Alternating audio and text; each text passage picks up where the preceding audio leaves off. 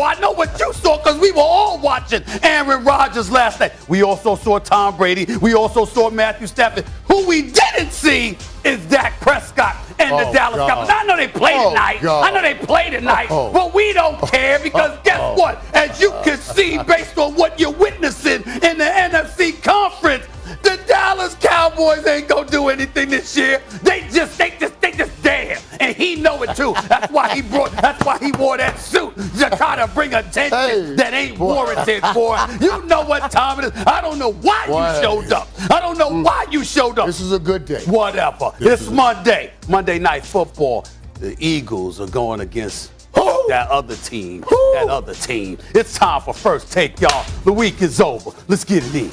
The Eagles going against Michael Irvin, good day, sir. Making the cross-country trip all over our TVs, Thursday, Sunday, good stuff.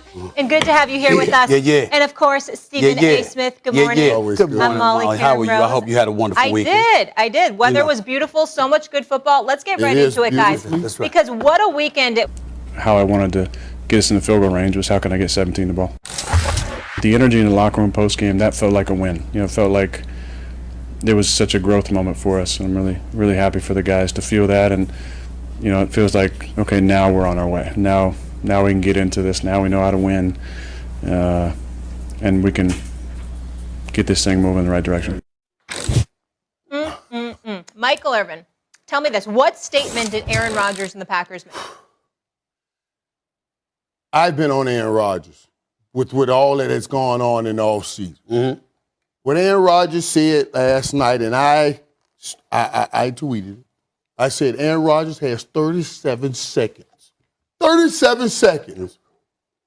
If he can do it, he can make everybody shut the hell up about my offseason and let's focus on right now. Right. And that's exactly what he did. That's exactly what he did with the way he played in that game. He said, shut the hell up. Aaron Rodgers, I'm done. You got it, buddy. You did it. You're going to shut me up. Let me tell you the significance of that. Because, see, in this game, you are not winning a championship if you say, well, the guys aren't together in the locker room. Everybody don't like each other. That's why I always tell people, in this game, football teams and organizations don't win championships. Football families do. Because the road to a Super Bowl is never paved smoothly. It's paved with peaks and valleys. Everybody's going to go through the valleys. The who's going to see everybody in the NFL. And if you're a team, or should I say a family, that can go in that valley and you get closer together in that valley, because teams and organizations are going to point fingers, and you come out better, then yeah, you got a shot at doing something in the Super Bowl. And they went in that valley, and Aaron Rodgers brought them out stronger and better and ready to say, we're ready to battle for a Super Bowl. Now, that was incredible. And those incredible throws, that was incredible. That is that dude right there. Well, he's a bad man, as I've told y'all on many, many occasions. Now, that doesn't take away from the fact that his week one performance was absolutely atrocious. This is why it was atrocious, because we're accustomed to seeing the level of greatness that we witnessed last night. Having said all of that, let's compartmentalize this thing in the manner that it should be, because quite frankly, I don't think you did that great of a job of giving Aaron Rodgers the credit that he was doing. Okay. You don't think I gave him enough? I don't think you gave him enough. I thought it was a strong take. I don't think it wasn't that strong. It wasn't that strong. To the future. It wasn't that strong. It wasn't as strong as that suit, but we'll get into that another day. The suit is strong. The suit is strong. The suit is strong, but here's the deal, Michael Irvin. First of all, did you see that 12-yard strike to Valdez Scantling for TD? Did you see the 25 over the middle to Devontae Adams? Did you see the dimes that Aaron Rodgers was throwing, the 25-yarder and then the 17-yarder to put Crosby in position for his 51-yard game-winning field goal? This dude right here was so special. Let me tell you a couple of things that jump out to my mind about what the significance of this means. Number one, Green Bay should be ashamed of itself for giving him the problems that they gave him that was well chronicled all off season. So let me get this straight. Some dude named Jordan Love, you want to give love to because you drafted him and what have you, instead of recognizing the greatness that is right there before you. Right. This is, as far as I'm concerned, it didn't eradicate this offseason. It illuminated it. Because by seeing Aaron Rodgers do what he did, playmaker, you sat back and said, this is the dude that you were disrespecting. This is the dude that you wasn't giving enough deference and respect to. This is the dude that you had alienated to such a degree. Gutekunst, all right, Matt LaFleur and the rest of y'all. This is the dude that you were giving problems to. What the hell is wrong with y'all? That's the one thing that jumped out of my mind. Here's the other thing that jumped out of my mind, playmaker. You know what it is. You know where I'm going. Where you going? You know where I'm going. Oh, no. When I watched Aaron Rodgers ball the way that he balled yesterday, we know Tom Brady is there. We've speculated about Matthew Stafford being there. Now he's a member of the Los Angeles Rams, which we will get into in just a few minutes. All I thought about was all this noise about them damn Cowboys. All this noise. What y'all gonna do now? Because guess what? Cowboys? I thought you were going to go Patrick Mahomes. Not at all. Not at all. I'll get into the Patrick Mahomes. Anytime. Patrick Mahomes, Aaron Rodgers debate later on in the show. That's coming too. But here's what I'm saying. I'm saying you Dak Prescott living in the NFC least with Washington and the Giants. Don't get me started with your Giants. All of a sudden I'm looking at the NFC. I'm looking at Tom Brady. I'm looking at Aaron Rodgers.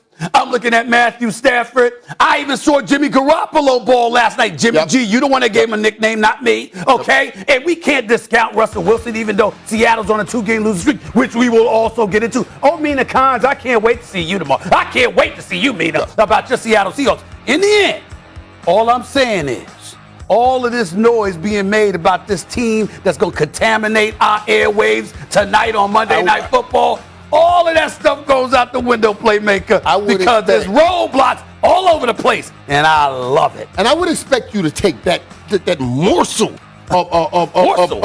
piece of joy out of this, that little thing, that little thing that you want to take. Let me tell you why. Because you're also dealing, and we shall discuss what your Steelers are going through. Oh, yeah, you don't want to bring that up. Oh, you don't want to bring that up. Something that puts you so deep down in a hole that you're looking for anything to climb back up. And you're trying to grab a hold to other people's misery and say, I'm coming out. But there's no other misery here, baby boy. I'm glad Aaron Rodgers played like he played. But you're going to see starting tonight where the Dallas Cowboys start putting things together. And we shall discuss about all of those things. So the greater they rise, the greater the Cowboys look when they knock them down. I have no problem with Aaron Rodgers. You're not saying Dak is not playing as great as any of those quarterbacks, are you? No, I'm not. Because Dak is playing as great as all those quarterbacks. All those quarterbacks you named, Dak Prescott playing as great as. He didn't look that way last week, but that's all right. I got you. Oh, come on, man. Come on. Okay, so we got 3 statements from this one. Aaron shut everyone up about the offseason. Green Bay should be ashamed of themselves for how they treated him. Yes. And that the Cowboys have another roadblock now, and they won't go anywhere because they're not going to get past Green Bay. None of the teams. So those are the statements. Let's move. Day, and I think we played a good team that didn't turn the ball over. They played well offensively, and we just, we didn't make enough plays on offense early to kind of take control of anything. So just not a great complimentary game by us. Michael, the Rams look really good. Yeah.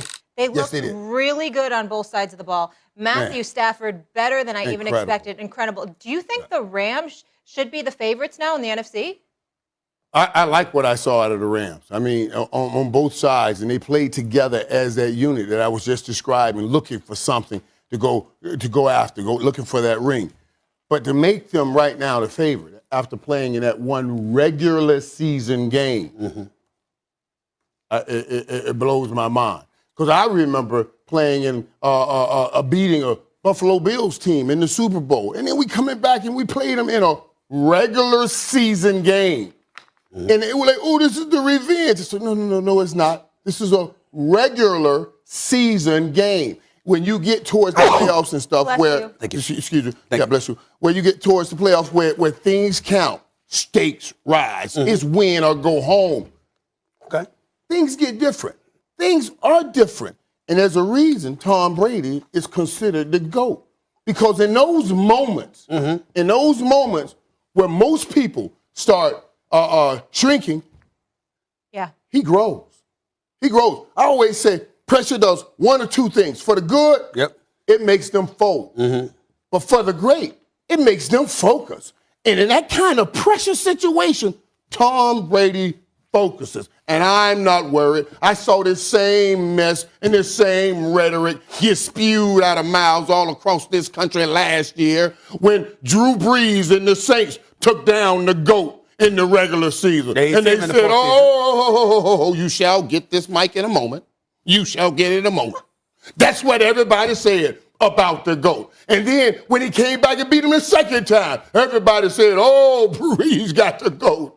Right. But when it came time and when it counted, when you were after that bling thing called a ring, Tom Brady focused because in pressure moments, that's what he does, and he wins games.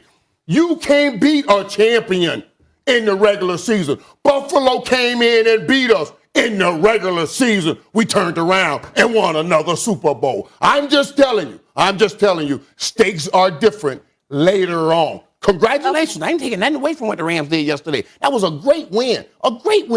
But don't start going crazy off of one win in the regular season. Okay, so you're saying it's the Bucs, to be clear. The Bucs are still favorite. It's the Bucs. Who got Tom Brady on their team? Somebody else? Okay, Stephen A. Well, let me be very, very clear. We all know that I got the Tampa Bay Buccaneers repeating. Okay. But the question is about favorites. And what I would tell you is that even though we believe it, that doesn't mean that somebody else can't be the favorite. And when you look at the Rams right now, and you look at what they've constructed, let me tell you something right now. Everybody talk about Matthew Stafford, who, by the way, started the game off shaky. There was several throws that he missed. Like, I think he went like one for his first six. He missed Cooper Kupp. He missed Deshaun Jackson. He missed a couple. He missed Woods one time. He missed a couple of cats, okay? He just looked shaky, and the moment appeared to be a bit too big for him. Early on. And then he got revisit this. We will revisit. And then he got himself together. Right. Here's what I would tell you to look out for. The Los Angeles Rams beat the Buccaneers yesterday, so I think it's justified to make them a favorite in this regard. You got the Super Bowl at SoFi, right? Yeah. That's where they play every Sunday. That's where they play every week, right? On their home games is at SoFi. You got the Super Bowl there. You got the reigning defending Super Bowl champions that have to do what they need to do because in terms of the pressure that's coming their way, they got to be up every week. They clearly weren't up yesterday. Now, they didn't have Jason Pierre-Paul, so, Stafford was able to step back there and take pictures before throwing a pass. There was no pressure on him. He only got sacked once. You also had a situation where you didn't have Antonio Brown on offense because he was in COVID protocols, so that's an elite weapon that Tom Brady didn't have available to him. I understand that. My flip side is, I'm watching how this offense clicked. I'm watching how suspect Tampa Bay's defense has been throughout this season. Now, Bunting is out, and I get all of that. But the bottom line is that they're suspect defensively. And the combination of them being suspect defensively, along with the Rams' ability to get to the quarterback, along with the fact that in Stafford, it's a significant upgrade from Jared Goff, okay? And on top of it all, you got the Super Bowl at SoFi, and the fact that they won this game in the playoffs will likely, not guaranteed, but likely mean you'd have to come back to SoFi to beat them. I don't think that you piggyback off of last year where you went on the road, okay, in Green Bay and won an NFC Championship game, and you repeat that this year if you were able to go up against the Rams. I think that's a daunting task. I think it's justifiable for those who believe that the Rams are favorite right now based on what we see. Just a couple things you said. Let me just pull out there. You talked about the nervousness that struck Matthew Stafford in the genesis of that game. If the nervousness struck him in the genesis of that game, imagine ye what he's going to go through when he walks up in the playoff game looking at Tom Brady. I'm just dropping that because you said that. Just imagine that. The pressure, that if he felt pressure where he was, 1 for 6 early on, if he felt that pressure, what do you think he's going to feel? Hence what I was talking about. You know, when you talk about being favored, yeah, we got to look at the results of what happened, but we also have to put our minds to it and be able to project on what will happen and bring those other circumstances around. Now, Tom Brady played against a great defense, but he still threw for 432 yards. In the way you so cavalierly just threw out a few things bothered me deeply. I mean, you talked about Antonio Brown not playing like it was a big deal. Like it was just Antonio Brown. And I hear people talking about, well, he got Scott Miller. He could be Tony Brown. Stop it. Antonio Brown had 6 100-yard seasons in a row. And 100 catch seasons. Right. 100 catch seasons in a row. Excuse me. And then also, oh my God, I've never seen, this is one of the greatest games I've ever seen in my life when he returned for that playoff game against Jacksonville after being out for 3 weeks, the performance he put on. And what he gives this Tampa Bay Buccaneers offense that they missed yesterday is the big strike ability. In 07, when he had Randy Moss. Tom Brady right now had 9 touchdowns going into yesterday. That, in the first 2 games. Never before in history has he ever done that. Has he ever done that? And Antonio Brown now on that team makes a huge difference. A huge difference. Just remember, the Rams defense got the best of Tom Brady last year, too. And that was with Jared Goff. So the defense is not going to be intimidated, right now, they're 25th against the pass. They got to do a better job defensively as well. They've dropped off a little bit. They got to get their act together. I just believe in Aaron Donald, and I believe in Jalen Ramsey. But let me say this, and I know that you change your voice and I'm just saying, like, you know, it's a beautiful presentation. You pass the playmaker now. I was captivated. Thank you for all that rain. Inspiring, Stephen A. Sprinkle this morsel in there. Well, there's a damn faith in me. The reality of the situation is this. Your points are valid, but so is anybody's who believes that the Rams are favorites right now, because what they're anticipating is that if Tampa Bay is going to take them out next time, it's going to have to be back at SoFi. Right. And so what I'm saying to you is this. We look at Matthew Stafford. Remember what the key thing is here with Matthew Stafford. Yeah. Pay attention to this. Matthew Stafford has never won a playoff game. So when you talk about the moment, the real hump is getting over that playoff game. You get yourself a playoff victory. I can make an argument that he is the greatest deep threat in the National Football League going on 35 years old. That's how lightning fast this brother is. He's a nightmare. And it opens stuff up for Higbee. It opens up stuff for Kupp. It opens up stuff for Woods. And obviously, you, Matthew Stafford, you love throwing the deep ball. So we could sleep and act like this is the same Rams team all we want to. It ain't Jared Goff quarterbacking. And the Los Angeles Rams have never had a deep threat like Deshaun Jackson. Ever. Yeah. Ever. So let's be very, very clear about that. It's a new day. And we got to pay attention to that. Again, I got Tampa Bay repeating as champions. But I'm not sleeping on those who say the Rams are legitimate favorites, because I'm looking at what I'm looking at. Right. And I don't mind everybody giving them credit, and they deserve that credit. I'm just saying, grab the rein and whoa, boy, when you start talking about putting them over the goal. You don't do that with the Cowboys. You don't do that with the Cowboys. What have they done? What have they done? They ain't done a damn thing, but you don't do that with the Cowboys. What do you mean? We're about to discuss that. We are about to discuss that. Don't run them over. Don't run them over. I understand it's a tough day for everybody. It's a tough day. As soon as we get to them Steelers, we're going to talk about how tough of a day it is. Rams 3-0 against playoff teams. FBI giving them the best chance to win the NFC. I guess you could say Myles Garrett had a field day yesterday. A rough day for the rookie in his starting debut. Where do the Bears go from here? Dan Orlovsky joining us. He might have some things to say about Stafford as well. Justin Herbert and the Chargers get the best of Patrick Mahomes and the crew. Stephen A. shocking take on Herbert that will put the league on notice. Trust me and stay tuned. So, listen, this is getting this offense ready to go, to be able to play and win a football game. So it starts with me, it ends with me, and it's as simple as that. This is not how we wanted it to go. You almost can't even make it up. It's that bad. But we got to get to the film, and we got to make sure that we're hard on ourselves and we understand the whys, and really just go from there. All right, our quarterback Dan Orlovsky here. Dan, thanks for moonlighting with us. Was it a mistake to start? It is if you're going to run that trash game plan that he ran. It's the worst game plan that I've ever seen in my life. I think my stance after yesterday is he should no longer be allowed to be in the stewardship role with Justin Fields' career. You got to move on from Matt Nagy. It's the worst game plan I've ever seen in my life, and it was either intentional or negligence. Because there's no way. Yesterday was 149 days since the moment they drafted Justin Fields. He had 149 days to go, how do I start building this game plan for this specific skill set? Because I didn't do it with Mitchell Trubisky, and I'm going to do it with Justin Fields and things that they can do differently. They dropped back 20 times to throw the football, okay, against that Myles Garrett and Jadeveon Clowney defensive line. 13 times they went with 5-man protection, no help to the offensive line. 13 times out of 20, they went R5 against their 4 or 5. No help. That is incredibly ignorant to do. 3 times, they moved them.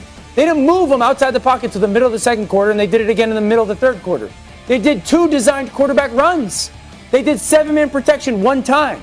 So if that was your plan, then I'm going to give it to Stephen A. That there should have been no business playing Justin Fields. But I thought after watching Matt Nagy and complaining about Matt Nagy for 2 years and how he handled Mitchell Trubisky and the flaws within that, I was like, there's no way that he is going to run out there with the same game plan. He called a game plan for me, for a quarterback like me, not for a dynamic athlete like Justin Fields.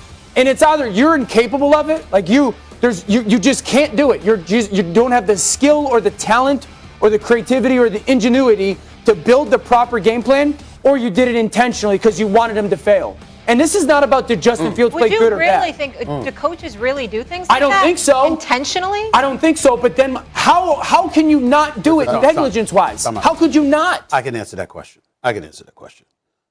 First of all, let's understand something here, okay? Coming into this week, there were 2 coaches that were considered on the hottest seats in the NFL. Mm-hmm. It was Zimmer in Minnesota, because you wondered whether or not that no one could question his coaching acumen. You just questioned whether or not he had the ear of the locker room, the ability to galvanize and motivate his players. And then Matt Nagy. It is now Matt Nagy, all by his damn self. Right. Period. The man, he didn't do anything intentional. It's in his best interest that Justin Fields, succeeds. Yeah, he's not the one that, moved up in the draft to bypass Deshaun Watson and Patrick Mahomes, but nevertheless, you had Mitchell Trubisky, and you've been on the job for 4 years, and I'm just looking at the numbers here. Offensively, right, when you look at Matt Nagy in his coaching career, offensively in points, this is the former offensive coordinator for the Kansas City Chiefs. Mm-hmm. In the last 3 years that he's coached the Chicago Bears, the last 2 seasons and this season, they ranked 29th in points, 22nd in points, and now they rank second to last. In yards, it's 29, 26, and dead last. This is a former offensive coordinator that doesn't seem to know what the hell he's doing offensively. And I told y'all about Justin Fields. I said, listen, Myles Garrett is a monster. This brother is elite. He's special, okay? 4.5 sacks yesterday. Jadeveon Clowney is no scrub. He had 2 sacks yesterday. They won one blocked him 13 times. I understand that. But what I'm saying to you is that you don't do it against them because you know those brothers can ball. You throw Fields out there 6 for 20. I mean, it was so bad. It was so embarrassing. And here's the thing. This is the beauty of it all. This is the only plus that you take out of this. We all looked at Fields and went like this. This ain't his fault. We all looked at him and said, Michael, I think you know quarterbacks pretty well. Was this a mistake? Yeah. We watched Matt Nagy for a few years with Trubisky before we had this discussion about should Justin Fields start.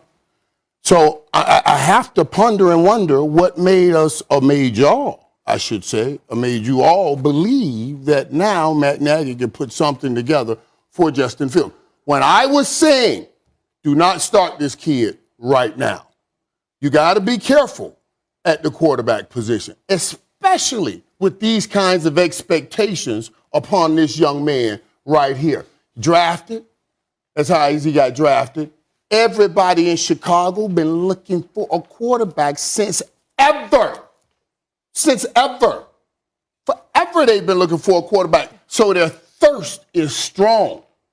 And we sat here and we talked about his gift of running outside the pocket and making plays, and we bullied Matt Nagy, bullied him, into putting the kid on the football field. You bullied him. There was no everybody talked about it. But Michael, there was an injury. Andy no Dalton doubt. No, go to Foles. I'll tell you why. Okay. I'll tell you why. Go to Foles. Because right now, everybody still believes, the Chicago Bears and all the fan base still believe that they got a shot. They want a shot. So now they put the kid out there to help them get to, you can do some things with his legs. We can play great defense. Maybe we get in the playoffs. Let me tell you the truth. You don't have a shot.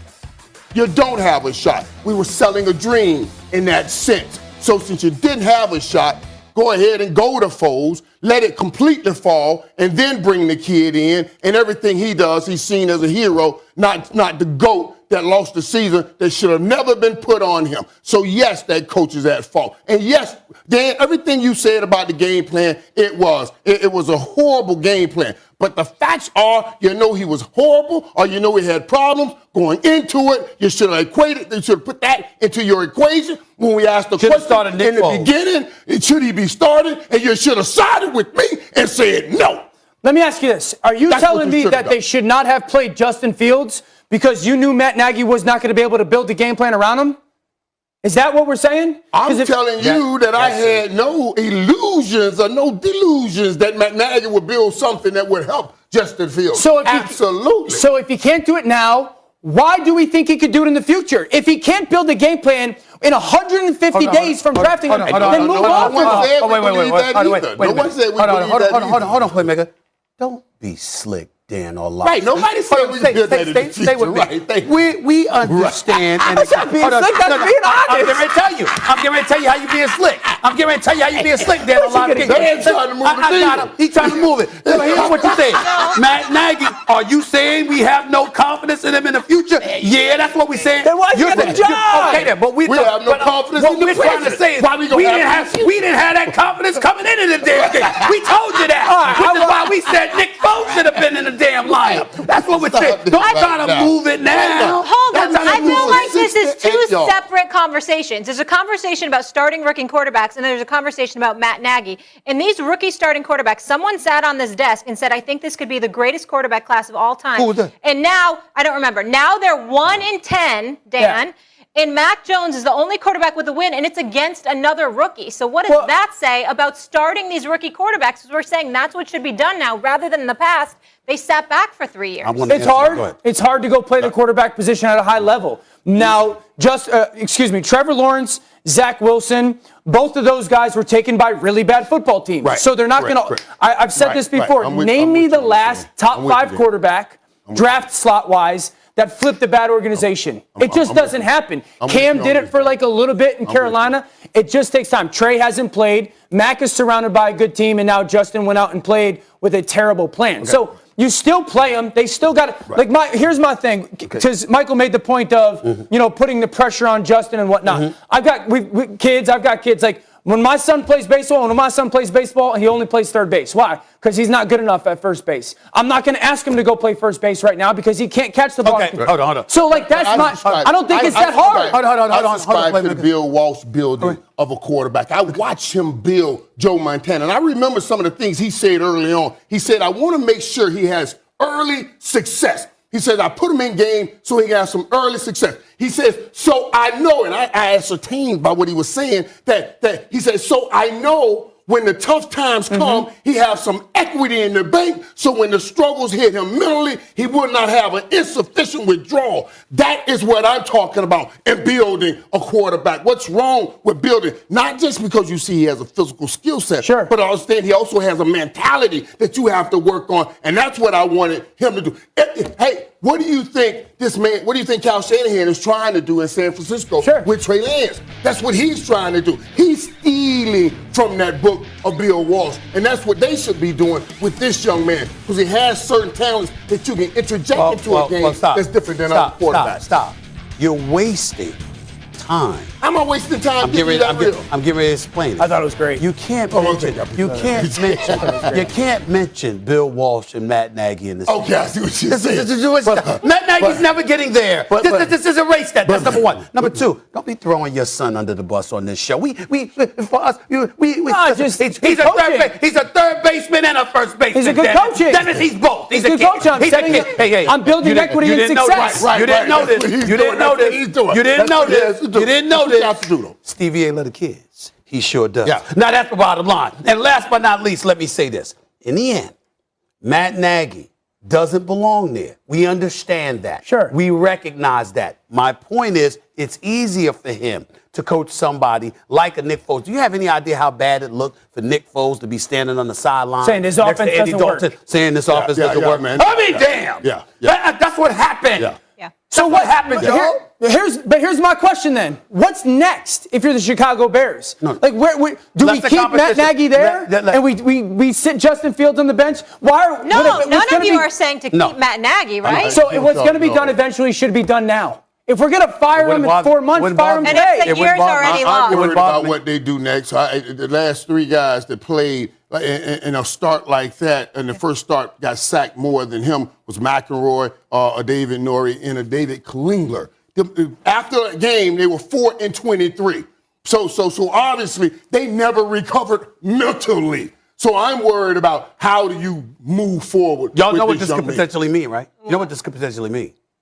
They lose to Detroit next week, the winless Detroit Lions. Listen, I feel bad. It could be over for Matt Nagy. I just got to say one thing about Detroit, and I know you have love for Detroit, but they really have played tough this season. Yes, There's been heartbreakers. They got jobbed over by the officials yesterday. Yeah, but even they played tough against Green Bay, too. Everyone clowned me when I said that. I appreciate that, and normally I would sit up there and look at you, Molly, and say, okay, dear Abby, I get where you're coming from. But that title doesn't belong to you this morning. It belongs to that man. Did you hear the drivel that he was spewing on Get Up this morning? I mean, Dan talking about Dak Prescott. I mean, he's a good man, and he's just he's a leader. Yeah. Here's the difference between you and me. He was saying all of this other stuff. There's a difference between me and you. He was saying all of this stuff about Dak Prescott's personality. Whoever attacked his personality, what that got to do with anything? I didn't say anyone attacked his. The difference between you and I is I'm okay being wrong because I strain to be right. And you can't admit when you're wrong. Me? And you try. You won't admit when you're wrong. And so me with Dak Prescott, I can admit, you know what? He is a dude.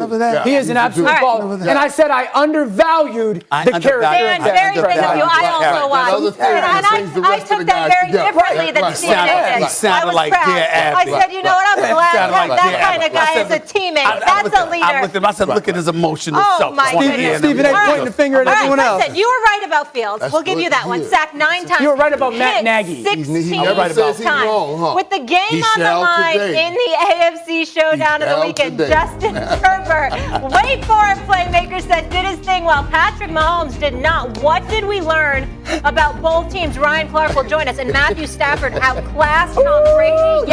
Edwards in there. Fumbles the ball. Mahomes fires it late and the pass behind. It'll be intercepted. Another example of Patrick Mahomes trying to push the envelope just a bit. Looks real dim right now. You can find a way to get better from this and find a way to win these games at the end of the games. We'll be where we want to at the end of the season. It looks good. I'm here for now, they all know, especially when they come here Monday, that I'm in this chair too now. Yes. Let's just stop playing. Let's stop playing. He was thinking about you when he got drafted. I wasn't going to bring it up. I wasn't going to bring it up because the suit is smooth. I'll give it to you, and you stepping out there, that looks good too. I wasn't going to say this. But just because you keep in the prime real estate up there, don't mean you got to be competing with Dan to look like Elvis, like a black Elvis or something. You could trim it a little bit. Got a little slope on the top and all that. You could trim the damn thing. We got a little baby ramp. I'm just saying, baby ramp. Look, we got a little baby ramp. You could trim it. I hear you. You ain't got to cut it, but you could trim it. That's what I'm saying. That's all I'm saying. Stop hating just because you don't hate.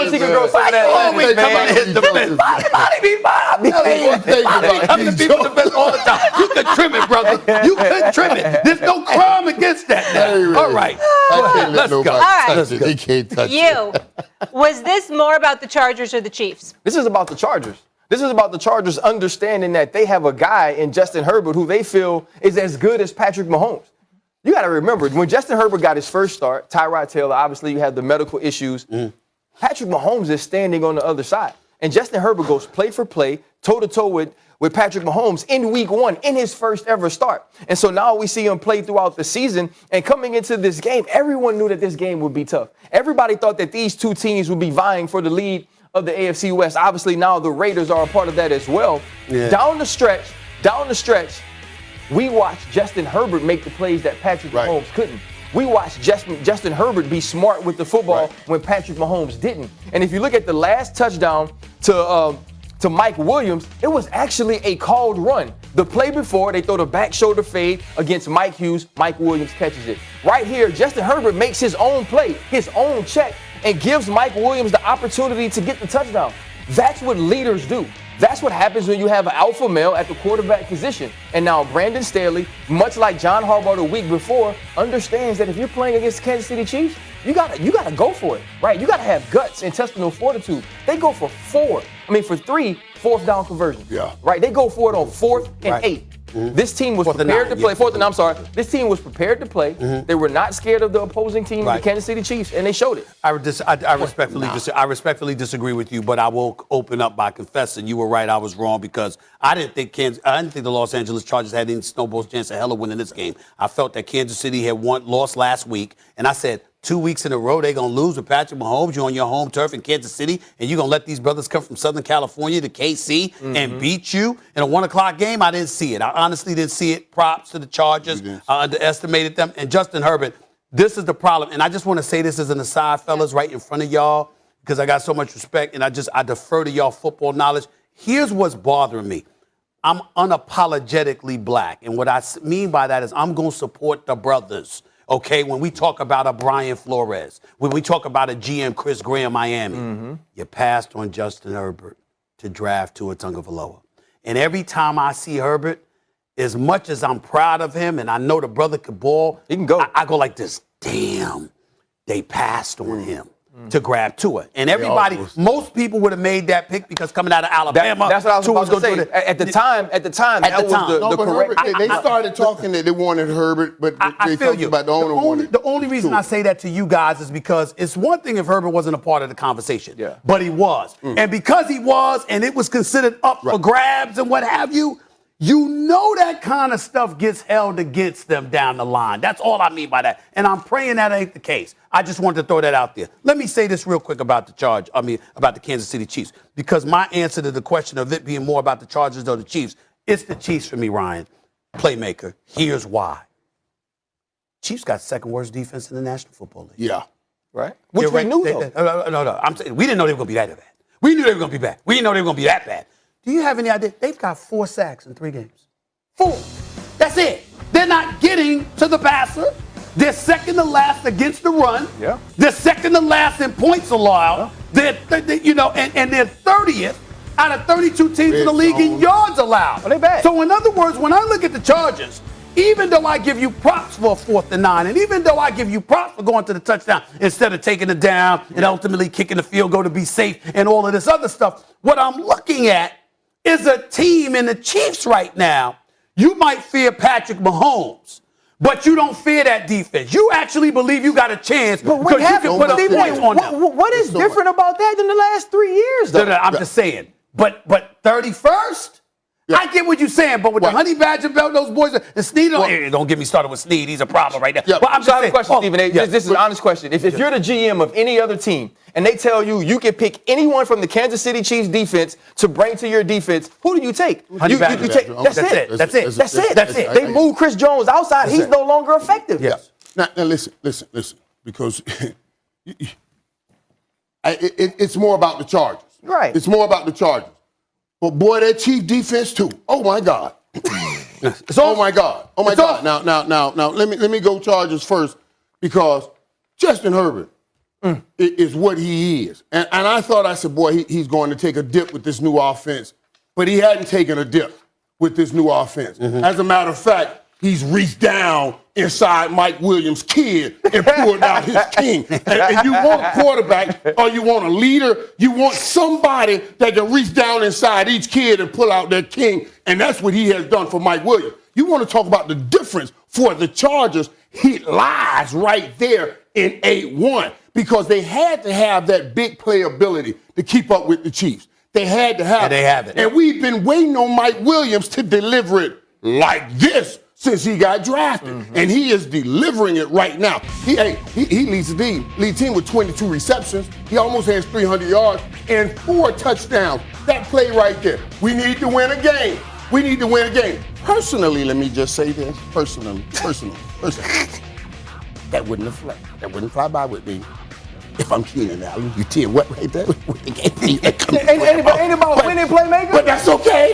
So Alvin Harper can't get no Yeah. The ones I give them. That right there against the Chiefs, the team we need to beat. Just like Aaron Rodgers. Oh, I'm not giving you this one. I'm sorry. I'm going to take this one right there. But that being said, I like that they got it done. And when you see that combination of those two, now, Keenan Allen's one of the baddest men in this league. That's right. So fool yourself. Mike Williams is no joke. And then joke. you see the combination of what they are right now. They're trying to throw that name in the hat like, hey, we got the bag. We got the baddest group in the league too now. We got Last a group word over here, here. right? So, but think about this. You just mentioned Keenan Allen. You mentioned Mike Williams, right? On 4th and 9, Justin Herbert goes to Jalen Guyton.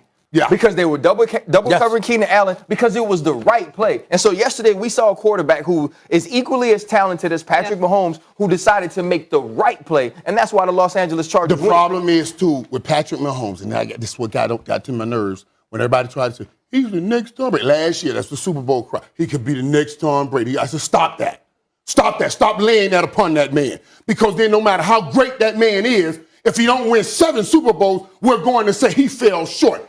And right now, we're ready to start spewing this mess about that because he's 1-2. Let me tell you, when they won the Super Bowl, he was putting up 29 points a game. The defense played well enough, they won the Super Bowl. Last year, he put up 28 points the first year, the Super Bowl. 29 last year, they got the Super Bowl. 32 We're going to revisit that greatest conversation because Aaron Rodgers reminded folks, too, that he's a part of that conversation. So we are going to get into that later. Is bad. By the way, guys, Chiefs, 11 of 14 games decided by 1 score. Matthew Stafford slinging it yesterday, carving up the vaunted Buccaneers defense. One of our guys is ready to make a bold take on L.A. on Eli Manning jersey retirement day. My G-men fell flat. And the Jets got goose-egged by the Broncos. A debate about the awful state of New York teams. Keep it it's bad. I like y'all saying the Chargers are good.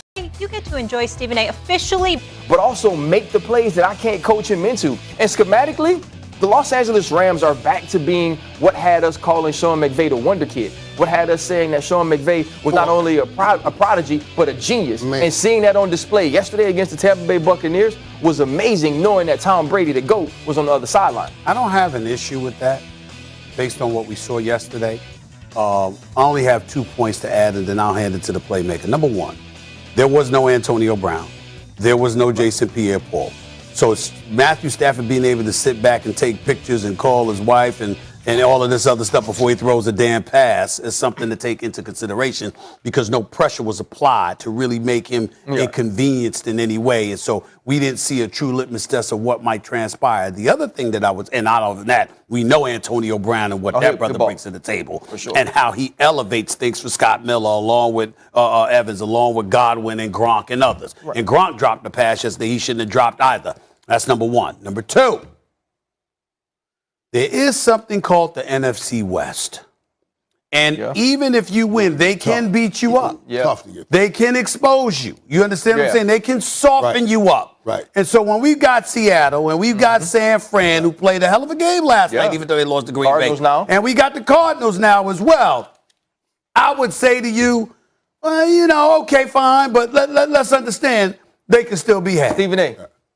Just to the defensive point, I understand what you're saying about Matthew Stafford taking pictures. You know who else took pictures? Dak for 400 plus.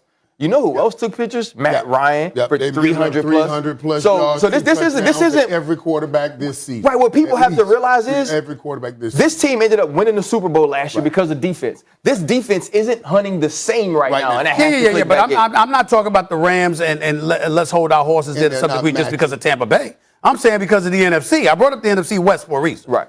And they're not matching the hunger of the guys that they're playing against. That same hunger that you saw in that Tampa Bay defense in the Super Bowl, you don't see. Yeah, we got back the same guys. Yeah. But in this business, we go hand-to-hand, man-to-man, come back. Your skill set is one thing, but your hunger has to be there too. Because those guys, they're measuring.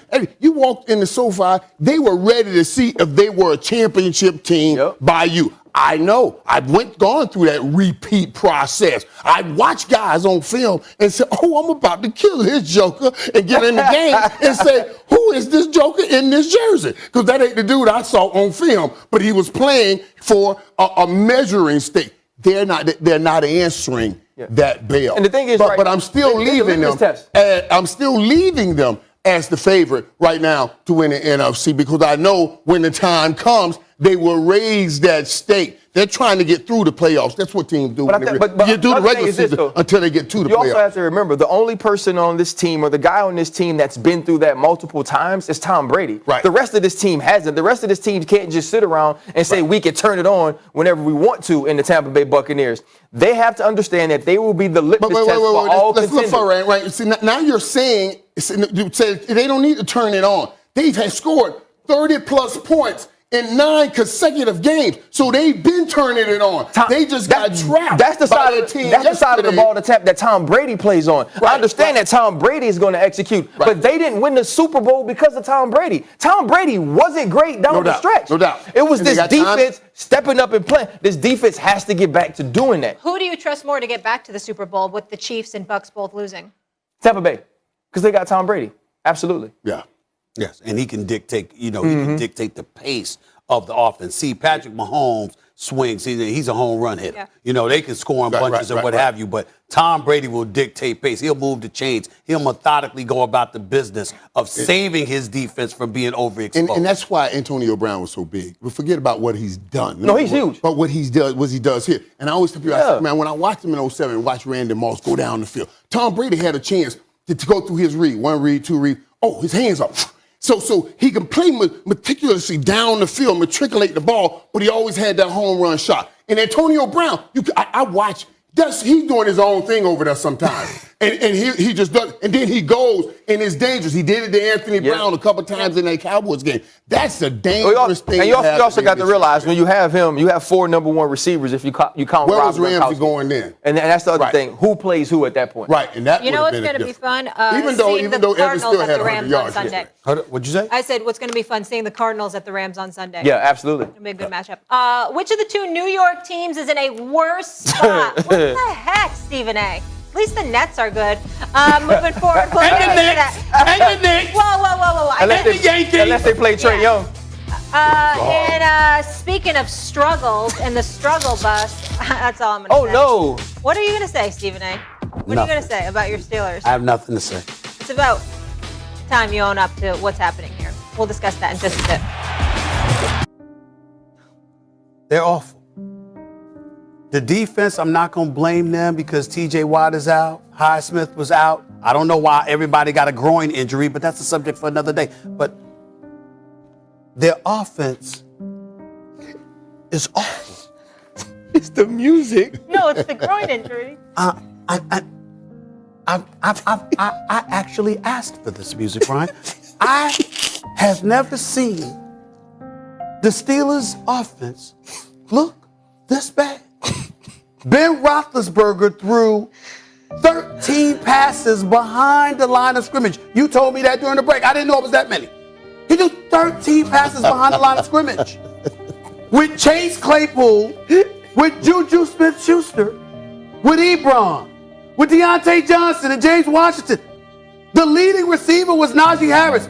And the reason why he's catching the ball is because you can't run block for him. Ben Roethlisberger struggles to throw the football 20-plus yards. And Juju Smith-Schuster since Antonio Brown departed from Pittsburgh, has become more popular for his TikToks before the game than what he actually does during the game. 3 receptions for 25 yards, even though he went down. He was a little injured. I have been a Pittsburgh Steelers fan for as long as I have been a General Hospital fan. That's a I have been a Pittsburgh Steelers fan for as long as I have been a General Hospital fan, which spans 40 plus years, 4 decades. And I have never, ever, with Neil O'Donnell, with Mark Malone, you understand what I'm saying? And the list goes on. I mean, Cordell Stewart. I have never seen the Steelers offense. Bubby Bristol? Look, Bubby Bristol, too. I have never seen the Steelers offense look this bad. I predicted they would win the AFC North. That wasn't smart. It was not smart, no. It was dumb. It was dumb. It was emotional. Okay. It was erratic. Damn it, it was irresponsible. It was irresponsible. Journalistically. And I just want to say to America, right here, right now, I have never been this sad. I've never been this sad. Bro, I'm really watching the Steelers offense. Ever. Ever. So this is worse. This is worse. This is worse than when I thought that one of the stars died on General Hospital. Would you bench Ben Roethlisberger then? Is it time? It doesn't even matter. It doesn't matter if they get Cam. It doesn't matter if they put in Dwayne Haskins. Right. Damn it, it don't even matter if Mason Rudolph is the quarterback. They are so bad offensively because they can't run block, they can't pass protect. They're so bad. Right. That I'm sitting here before y'all knowing I'm being laughed at. I don't blame y'all. I'm that sad. Okay, it was irresponsible. And I have nothing else to say. You said, you said a lot. Playmaker, would you bench Ben? I would have liked to have heard, I was wrong somewhere in there. I did. I did say I that. prefer irresponsible. You were hurt. I think that's better. Yeah. You were hurt. You were hurt. You were hurt. You say you were hurt. I want you to know you're wrong, and you were wrong. But let me tell you. You think he hurt? You should feel how hurt Ben is after yesterday. That's what I'm saying. Let me tell you. When we talked about this at the beginning, will they make the playoff? Is Mike Tomlin headed towards his first losing season? We talked about this. Now, listen, Ben deserves everything Ben gets because Ben has earned the right to even finish this fight with what he's given Pittsburgh. But this is an ugly finish. An ugly finish. And I'm telling you, you bench him. I don't know. You don't have anything there. Going to Haskins, Rudolph. Where are you going? What I would do if I'm Pittsburgh is understand you're going nowhere. Start playing all the young guys you have on your roster. So you're asking the Pittsburgh Steelers. I ain't saying that because I don't know nothing about who's coming out of college soon. Nothing. I ain't talking about none of that. But just start playing all the young guys on your roster. Playmaker. So I'm going to ask you this. The Pittsburgh Steelers, who are obviously a better organization than the Dallas Cowboys, you're asking them to go out and play not to win? You're asking this team to not try to succeed? You think that'll be worse? You're asking this team to be what y'all have been in Dallas for the last quarter century? Wait. Every time we try to move the thing to something else, every time I think I'm out, y'all drag Dallas back in. No. This is about the Pittsburgh Steelers. Right now, right here, in the Pittsburgh Steelers. You saying, should they go out and tank or throw the games away? They look like they throwing the games away to me. Here's what I'm saying. That's what they're doing right now. I said the hardest thing I ever had to say about the Pittsburgh Steelers this morning. And y'all know I try to take my bias out for what I feel for Coach Tomlin, what I feel for GM Kevin Colbert. This is an organizational failure. Yes. Right? When you think about stability in an organization, you got to call out Colbert. Exactly. You got to call him out. You go from Chuck Noll to Bill Cowher to obviously going to Mike Tomlin. It's been the picture of stability. So you're saying they should have gotten rid of Ben already? I'm saying they don't have a succession plan. They don't. So when Minka Fitzpatrick was picked up, I was vehemently against them giving up the 11th pick for Minka Fitzpatrick. I said, you know what? You keep this first-round pick, you start moving toward having a succession plan in place for Big Ben Roethlisberger. Steeler fans killed me because he's been a Pro Bowler the last 2 years, and he's done all these things. But now you're in a position where you don't get to move on. In the offseason, when Ben Roethlisberger said he wanted one more year, you had to give him that year because you had no plan. Right? Even if you're picking up Dwayne Haskins or you have Mason Rudolph on the roster, none of those players are ready to play right now and help you win. And if you play them, you can't protect them. Yeah. You have 4 new starting offensive linemen and none of these guys have played together. And you go out and get Najee Harris, and I think he's going to be a good back, but there's nowhere for him to run. So now he becomes your receiver. And he's nothing but an outlet for Ben Roethlisberger because he can't be protected to push the ball down the field. When healthy, it's sad to watch. 22 QB hits inside the pocket by Ben. Ben's fighting. It's incredibly scared. It's incredibly sad to watch. And again, the only thing that I have to say about Ben Roethlisberger that's incredibly negative is that elbow and what have you. Sometimes I got nervous when he was rubbing it yesterday or what have you. Sometimes it seems to be a struggle for him to throw the ball past 20 yards. But having said that, we all know that Mike Tomlin has never coached a team under 500. This is what I would say about Kevin Colbert. Obviously, I respect him. You've been there since 2000. You've been the general manager since 2000. You've been the VP and the general manager since 2016. How in God's name is the only real option you've had as a backup quarterback is Mason Rudolph? How is that possible? How is that possible? No, I'm going to be honest. Here's what I think happened. I think they were trying to maximize a championship window and never planned for it to close. And win with the defense and tell Ben not to make the mistakes. They didn't expect this kind of decline and certainly expect to have some kind of running game by now.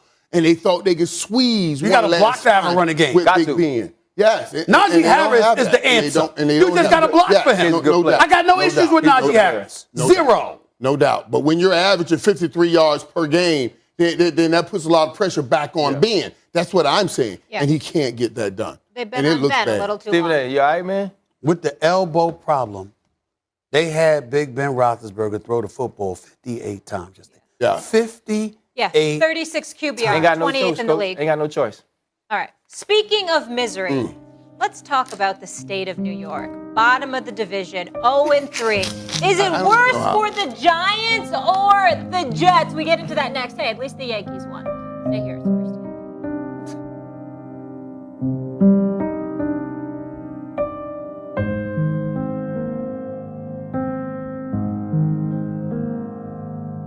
Right there. All right, now to the New York teams. Both are 0-3. Jets are struggling with their new rookie quarterback as they are the only team scoring under 10 points per game. The Giants have been okay, but have not been able to close, losing 2 games at the buzzer. Stephen A., do you have anything to say about these New York teams? They're a catastrophe. And I want to apologize because I got my boy Jeff Brown, who Molly knows very, very well, lives out in California. What's up, Jeff? Native New Yorker. Got my 2 godchildren, Nicholas and Nicole. Hey, y'all. And here's the problem. He's got them as Jets and Mets fans. And I always say to him, why would you do that to them? Why would you do that to my godchildren? Why would you expose them to this level of futility and incompetence? It makes no sense whatsoever. And now we're seeing the latest evidence as to why that is.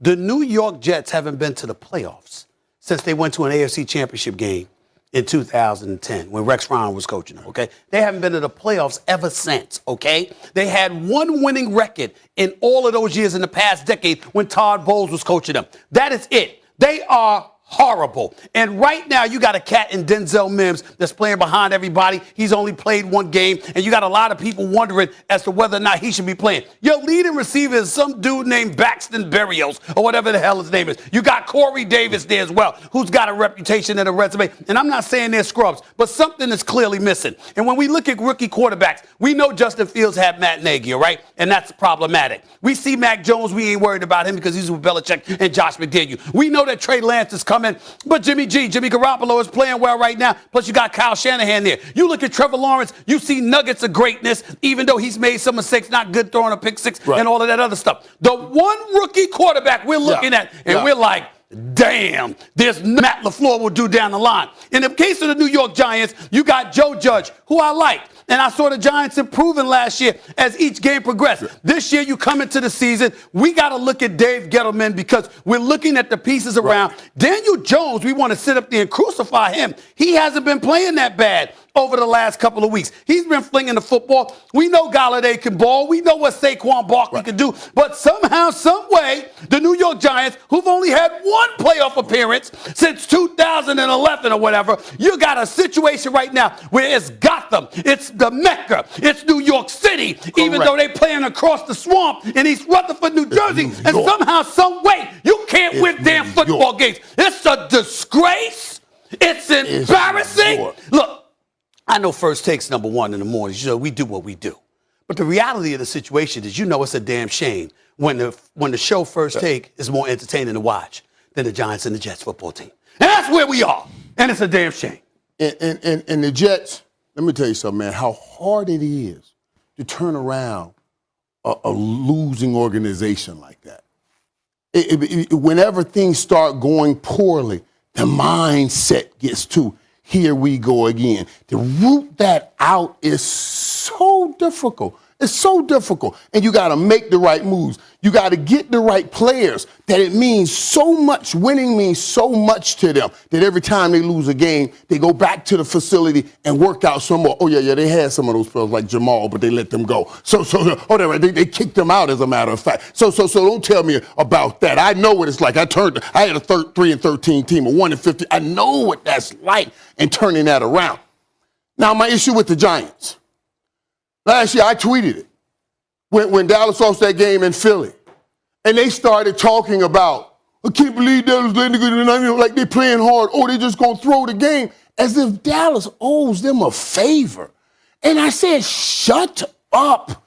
Feel the pain of missing the playoffs and then go and correct it and fix it this offseason so when you come back this season, you'll show up and make sure you leave it in your own hands. And what did they do? They came back with a 0-3. A 0-3. So that tells me you didn't put the right blame where you need to put the blame on. Hold up, playmaker. We're not to your team yet because you can evaluate quarterbacks. So I want to know this. So if Daniel Dimes had a real offensive coordinator, a real offensive line, the right weapons around him, how high is his ceiling? Like, what type of quarterback can he actually be in the NFL?